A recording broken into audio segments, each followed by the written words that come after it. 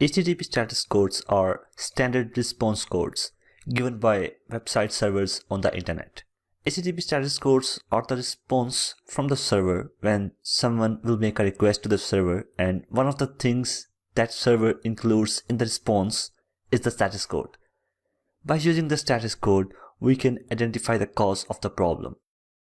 Okay, so here's how web works. Suppose you are on your laptop and wants to search google.com. When you send a request, your request goes to the Google web server and returns the response. And in the response, they will send a status code. Status code OK means your request is successful. Now let's say if your request is not found, then the server will send 404 or not found status code. Let's go to the web browser and type google.com/ and then add any kind of weird message like hello world. Now if we hit enter, then we'll get 404 not found status code because our web page is not found. The HTTP status codes are divided into 5 categories. The status code starts with the one are informational, like your request was received.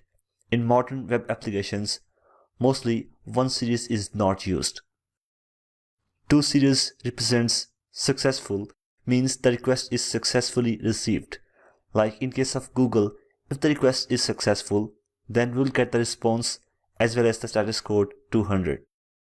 And if we want to add something on the server, then we'll get 201 status code, which means our resource has been created. Okay, 3 series represents redirection.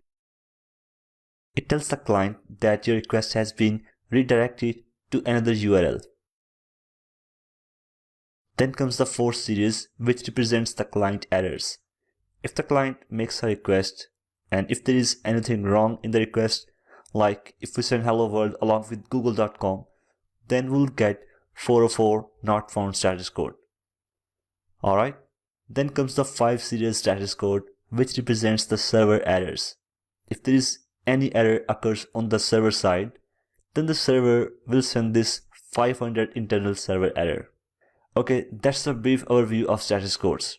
There are a lot of status codes, but in this course, we'll cover those which we need to create the RESTful APIs. Okay, so in the next lesson, we'll implement the status codes inside the RESTful APIs. I'll see you in the next lesson.